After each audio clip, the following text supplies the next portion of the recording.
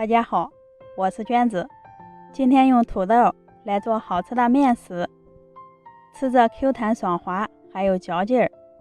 先把土豆削掉外皮，清洗一下，切成土豆片，切得薄一些，更容易蒸熟。装进盘里，凉水上锅，开大火烧开，蒸上15至20分钟。蒸好的土豆用筷子轻易扎透，倒进盆里，取一个工具压成土豆泥。压成泥之后，在里面加入少许的盐，搅拌均匀，荤次加入土豆淀粉，搅成这样的面絮状，下手揉成面团，里面加了土豆泥，揉好以后比较软，直接揪一块，团成一个土豆球。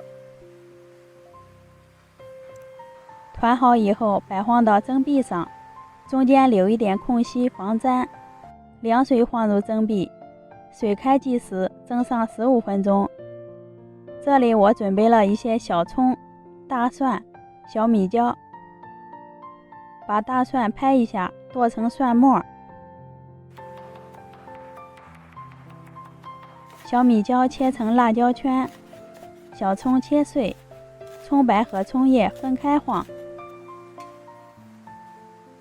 在小碗里加一勺盐、五香粉，浇上烧冒烟的热油，激发出大蒜的香味儿，再加入鸡精、白糖、生抽、香醋、白开水，淋入一些香油，最后再加2勺辣椒油，搅拌均匀，料汁就调好了，闻着可香了。时间到，土豆丸子也蒸好了，关火以后直接打开锅盖，哇，好漂亮啊！装到盘子里，再淋入调好的料汁儿，翻拌均匀。看看馋到你了没？想不想吃？